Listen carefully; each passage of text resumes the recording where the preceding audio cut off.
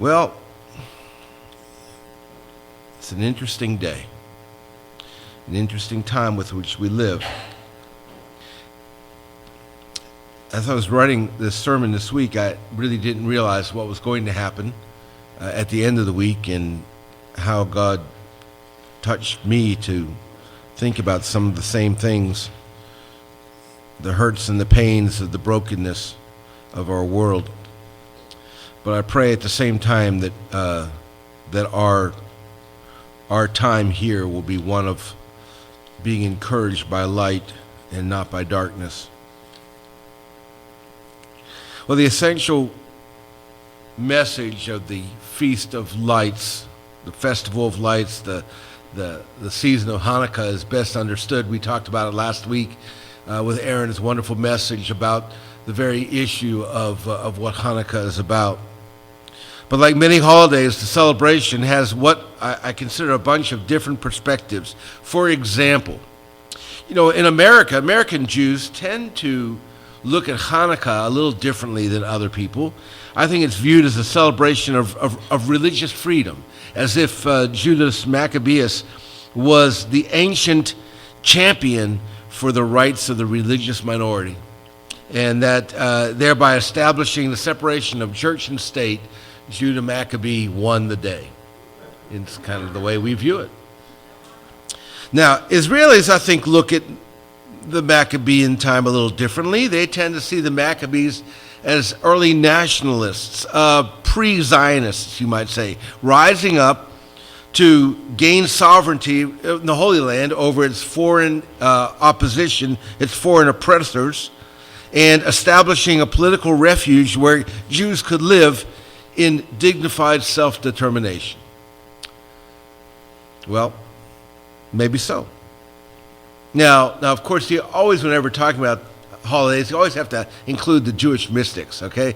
The Jewish mystics are a little different. They viewed Hanukkah as the reoccurrent flow, I love this quote, of hidden light from the uppermost realms of heaven to the darkest expanses of the material world, so that every year is a miraculous expression of divine grace.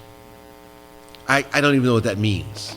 Okay, I'm reading it, but I have no idea what that means. All right, so either way. And of course, the most importantly about Hanukkah is that children everywhere have claimed Hanukkah as their own. Okay, and it's about the candy and about the candles and about the games and the presents and the more presents. And the choice between candy and presents or both. So we come today and we begin kind of our focus on the traditions and the contrasts. And what I want to talk about a little bit is some of those contrasts that we see in Hanukkah and in the story we read in Torah and what we see in our society today. The contrast between light and dark. And these motifs, if you think about them in a musical term, these motifs have found their way into many areas in art, in music, in culture. You think about stories like Romeo and Juliet, and you think about the light and the dark, the good and the bad. You think about music motifs. You think about something as beautiful as maybe Beethoven's Sixth Symphony, the Pastoral Symphony, where you hear the beauty of the culture and the beauty of the world surrounding us, and at the same time you listen and the storm is coming, and then after the storm, the break from that and the sunshine that comes. Or you might think about the stories in the Bible, even stories like Adam and Eve, that all carry motifs, contrast between light and dark.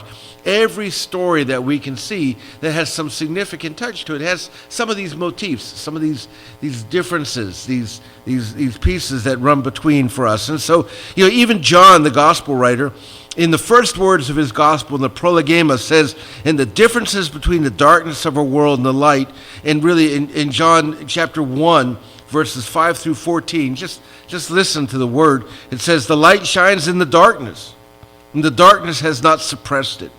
There was a man sent from God whose name was Yochanan, and he came as a testimony to bear witness concerning light, so that through him everyone might put his trust in God and be faithful to him. And he himself was not that light, though he came to bear witness to the light." And then it says in verse 9, "This was the true light, which gave light or gives light to everyone entering into the world. He was in this world. The world came in and through him, yet they did not know him. He came to his own homeland, yet his own people did not receive him. But to as many as did receive him, to those who put their trust in this person and power, he gave the right to become children of God, not because of bloodline, physical impulse, or human intention, but because of God.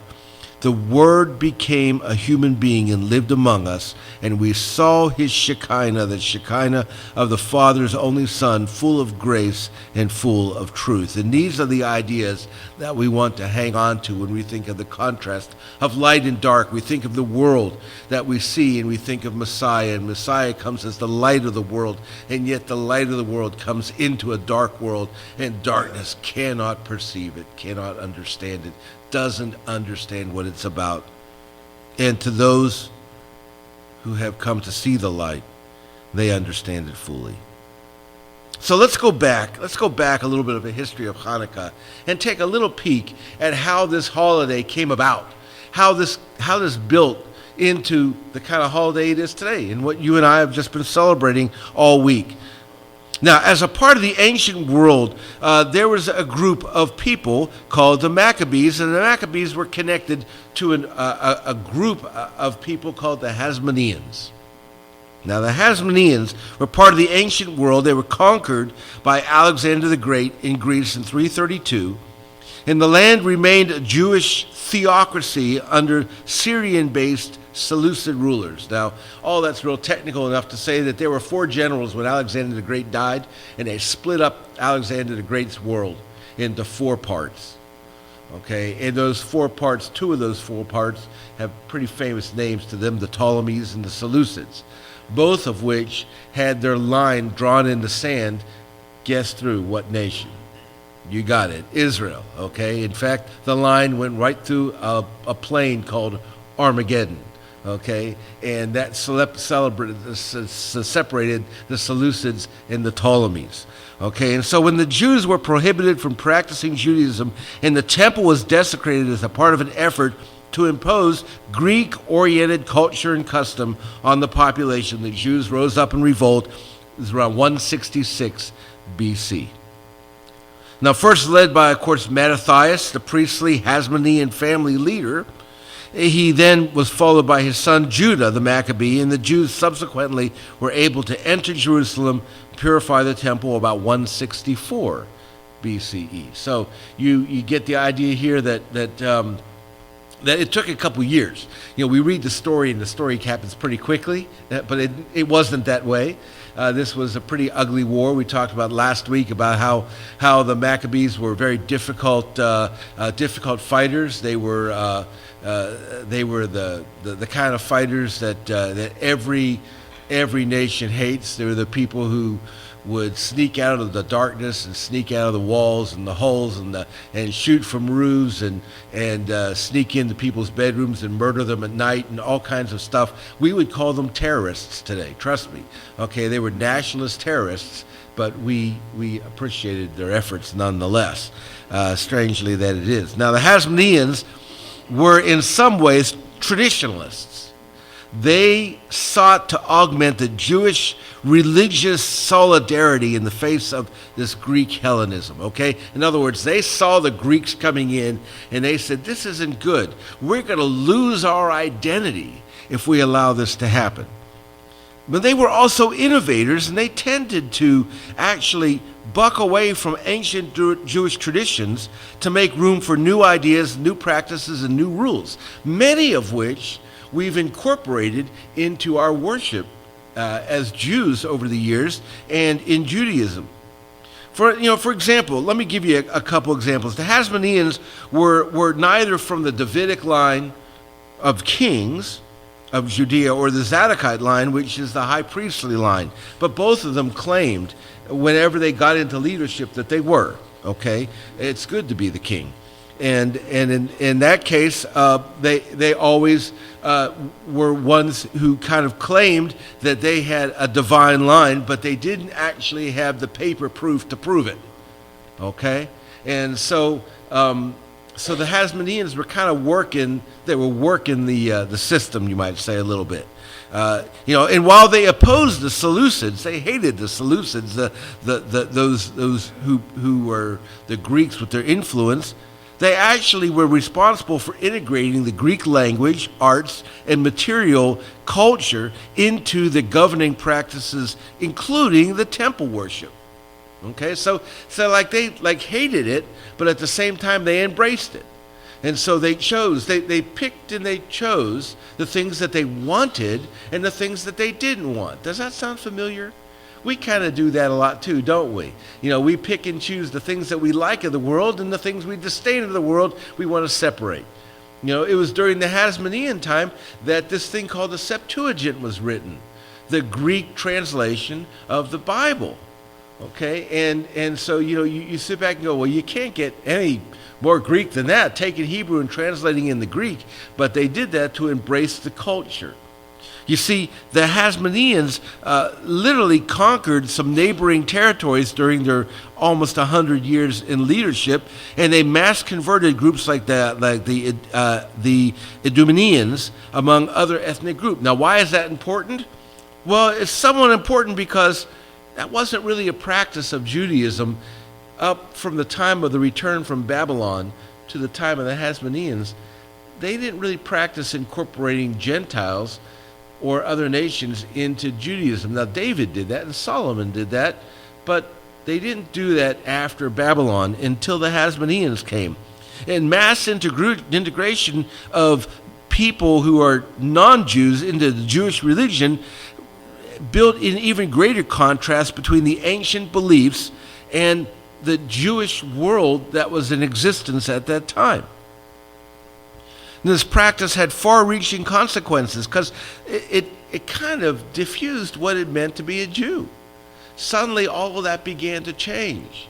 It wasn't, the way you were born or the heritage you came from or the bloodline, but suddenly that began to change. It was, I made this decision, or I was indoctrinated, or I came, or I said some words and said some prayers, and that's what happened. And what it meant to be a Jew was kind of up for grabs. The birth of the Sadducees and the Pharisee movements, as well as the Essene community, all began during this time of the Hasmoneans. Okay, this is where the root of all this came from. So now you find all these different groups of people kind of taking different perspectives on what it means to be a Jew, what it means to be a Torah follower, what it means to go to temple as opposed to going to the synagogue, what it means to be a part of society or to separate yourself from society as the Essenes did. And you find all that happening. Well, all that didn't just happen naturally. That happened because they had an influx of lots of other people with lots of different backgrounds and ideas. And they all kind of came into one. And when they all came in and nurtured into one, they began to develop different ideas. And eventually, ultimately, history tells us the Hasmoneans turned on themselves. And that was responsible in around 66 BC, that is. The infighting that the Hasmoneans had was responsible ultimately for the Romans. You can't forget the Romans. The Romans coming in the 60s BC and reconquering, taking over total authority of Palestine/Israel and making it a part of the Roman Empire. When that happened, everything began to change once again. So there's kind of a little history lesson on this view. I think the Hasmoneans both resisted and embraced Greek culture at the same time. And Hanukkah is a holiday that kind of embraces two different kinds of ideas. There's a kind of the Jewish conflict in Hanukkah between piety and assimilation. You know what piety is? Piety is being religious or being reverent. But assimilation is people of different backgrounds coming to see themselves as part of a larger whole. Okay? And that's a little bit of what happens with Hanukkah. It's a little bit of what happens, in a sense, to the Jewish people. Because they do that. There's a sense of what it means to be religious, but there's this craving, this desire to be just a part of the whole. Can't we just all live together in peace and be a part of this. And yet, that's that struggle that's there.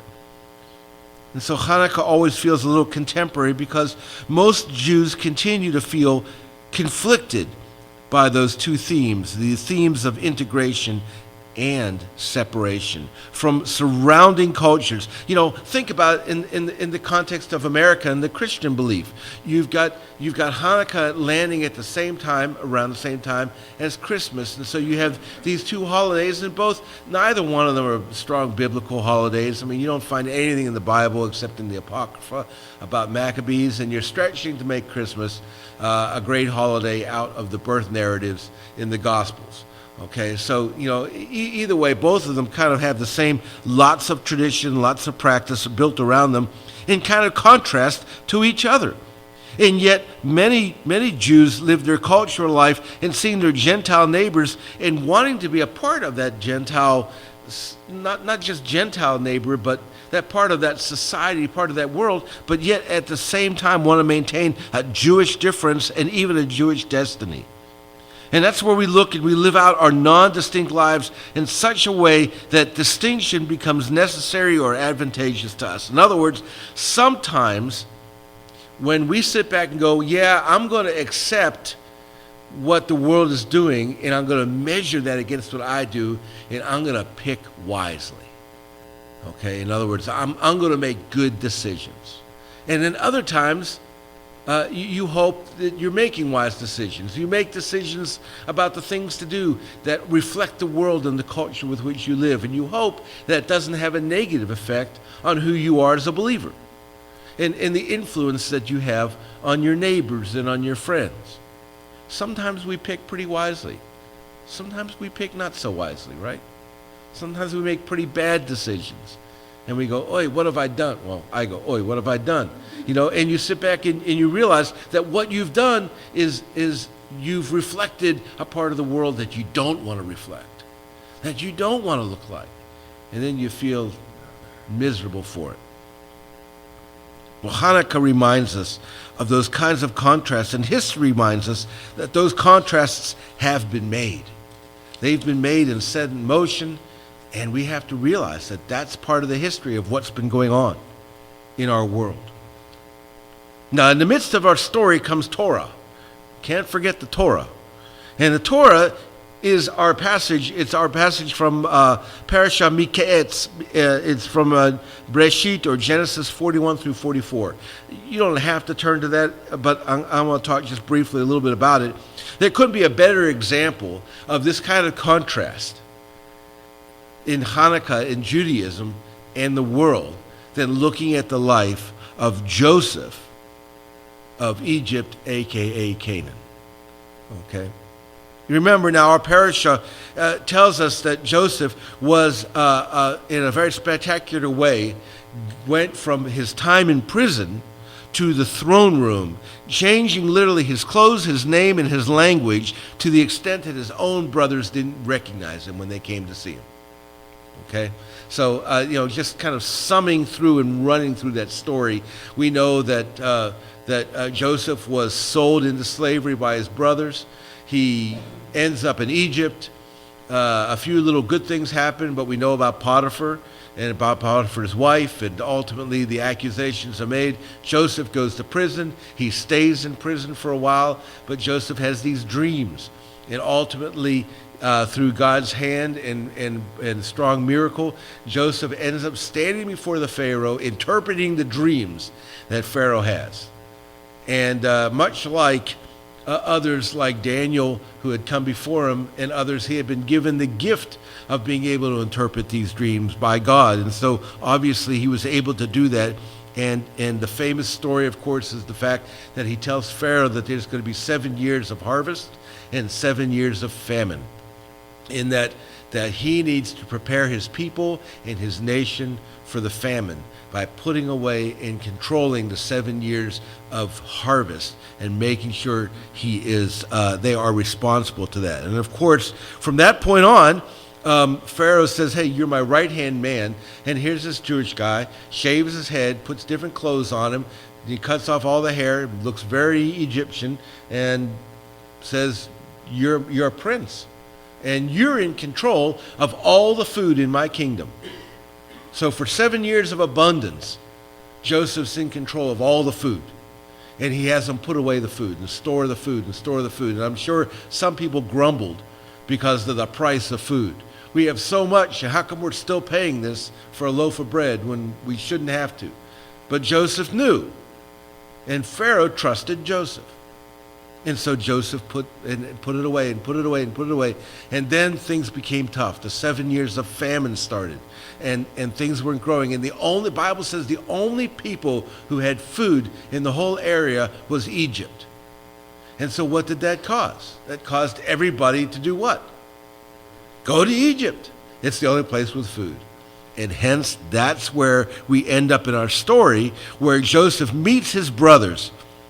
You see, Joseph, he was still a Hebrew. And he remembers the essential difference between his life and his destiny. He's a Hebrew. And Joseph, first upon seeing his brothers, gets angry at them. And he sends them actually to prison. He tells them, well, he claims they're all spies. They beg him and tell him, we're not spies. He goes, I don't believe you. Throw them in jail. And so they all end up going to jail, except after 3 days. The Bible says Joseph relents. He can't take it anymore. And he says these words. He relents because, and I quote, he says, for I fear God. Okay? Joseph, after all, may look and act like an Egyptian, but at this very moment, he knows that he has to act as a Hebrew and not as an Egyptian. Why? Because he is one of the chosen people, and because he and he alone must do the godly thing. He literally practiced agape here. Agape is the Greek word for this kind of love, doing the loving thing whether you feel like it or not. Well, Joseph does the loving thing and he doesn't feel like it. He's angry at his brothers. He has every right to be. But he can't keep them away. He has to bring them in. And so ultimately his desire for revenge is overtaken by the love he has for his God. And that comes as a relief of the suffering of Canaan, because by doing that, food then is able to travel from Egypt to Canaan, and ultimately Canaan comes in and provides for goodness. His answer to the Pharaoh's dreams is the salvation of the Hebrew people. Isn't that interesting as a contrast? And here's this twisted story of good and bad might mingle together, where God works in the midst of it all. The amazing contrasts come one after the other in our story. And Joseph's appearance on Hanukkah, literally in this passage, reminds me that my life in a Gentile society should not be strong enough to draw me away or drive me away from my Jewish identity. According to my mother, society is going to do that anyway, because my mother believed that it didn't matter what you believed, they're all going to come for you anyway, because that's the Jewish mindset. It's always going to happen that way, okay?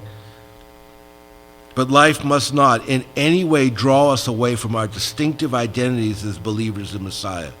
Called to do his will, to mikvah, and to teach obedience via everything that Mashiach taught us. Society as a whole often literally causes us to compromise, yet we must make right choices. This is our moment. We have to make right choices in a dark society. If we believe that God calls us to be distinct, we must not allow our passion and our understanding to be assimilated by a world that does not understand or perceive it. You have to be distinct. This past week, I had the pleasure of going to Cincinnati, to the museum in Cincinnati, and seeing, and I would encourage you to do this, seeing the Dead Sea Scrolls exhibit. And it's powerful. It's a powerful time. There are the jars that the scrolls were found in. You can see them and look at them, and wonderful narrations and great history, and wonderful stuff. And then you go into the room, and the room is kind of darkened because light affects the paper, and there are the scrolls. And you see them in bits and fragments with their translations in Hebrew and in English, and it's quite powerful. And as I sat there looking over the Isaiah scrolls and portion of other scrolls, I couldn't help but to think that all of this was done between 166 pretty much and 166 BCE and 130 CE or AD. And that's the time of the Maccabees, the time of the Hasmoneans, the time of Antiochus and the Seleucids, and the Roman emphasis and growth. And all of this happened, and there's the history of it laying right there before you. It's a powerful time. I want to encourage you, by the way, to make it a point to go to see that. And seeing the portions of the scrolls and knowing that parts of that reflect the Messiah, especially when you read the Isaiah scrolls, and knowing that all this was hidden away in darkness until 1946. It's just incredible. I sat there, was able to take some photographs of the jars and be able to kind of, I was even able to go up, and they had, they even bring in the same tour, they bring a stone from the Temple Mount. And you can sit there and put your hand on this stone and see the lines that were stretched against it where they used rope or some type of something to pull the stones when they were built.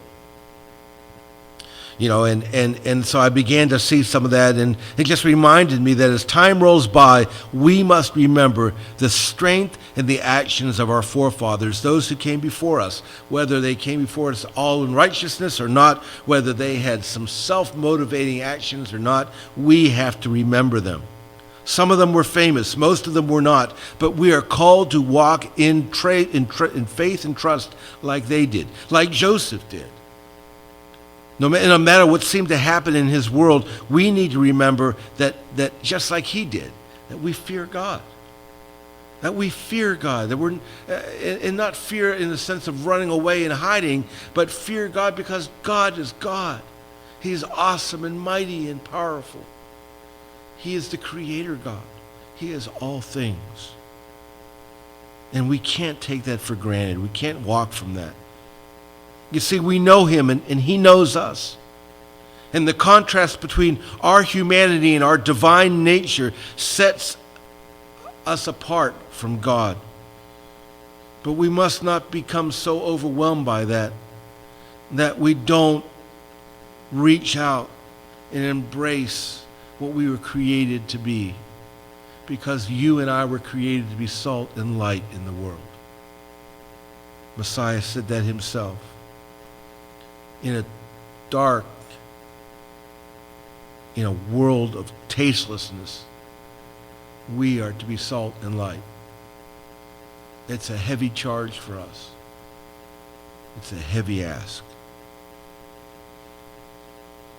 Maybe a final facet of Hanukkah is particularly apt for our times. It's the demonstration of the need for God's light to shine in our lives. However Hanukkah began, however it developed, however it flourished as a new Jewish festival full of ritual and liturgy, there are some things we need to understand and make sure we take grasp. So let me offer a midrash, if I can. A midrash of Jon Wiener. Well, that's weird. A midrash is an interpretation for our study. And let me tell you that I think the belief of God's deliverance from oppression for our time is more important now than it's ever been. And it's for our nation, for Israel, for all humanity, for the earth. People are struggling worldwide to come to terms with a planet mired in darkness. And we see it everywhere. And how many times must we see a murderer walk into a school or a mall or a cinema or a neighborhood like Shawnee should blow up with violence because of drugs and death. And others are destroyed, and they destroy everything in their eyesight because of their lack of light in their dark hearts. Broken families, broken children. And all this time, the oppression of our world happens again and again, and we look across it. We are linked forever to this holiday that tells us that we must resist evil in every way that we can, in every area of our world. We have to care. God has set aside us to do that very thing, to resist it. It is not acceptable to sit and wait for the end times to happen. It is not acceptable to sit back and wait for the return of Messiah. God never gives us that option. He never gives us that choice to do that. Not once does he say, sit down and wait for me and let the world go to pot. But instead, he says, you go into the world and you make disciples. And you teach them, and you baptize them, and you teach them to obey everything that I have commanded to you. Not some things, not a few things, not the things that feel good when we contrast that into our world. He said everything. You teach them to obey it. And I am with you even to the end of the age. I am always with you. God does not give us the option to abandon humanity and to sit on our duffs as if people were made special by some decision we made. Our specialness requires us to act. It demands that we act in every way, shape, and form. You know, the sages decreed that a festival would have to happen so that later generations of Jews would be able to be commanded to follow, and without the Messiah, they would get it all wrong. But for Hanukkah, for us, it allows us to see clearly that without the people of God standing up against evil, evil will flourish. And Yeshua says, you are the light of the world, and we need to act like it. So the essence of Hanukkah is the power of God working through the lives of broken people in our world. That's what it is. I'm a broken person, and God has called me to act, and I will. Believers must continue to apply the story of Hanukkah and the faith message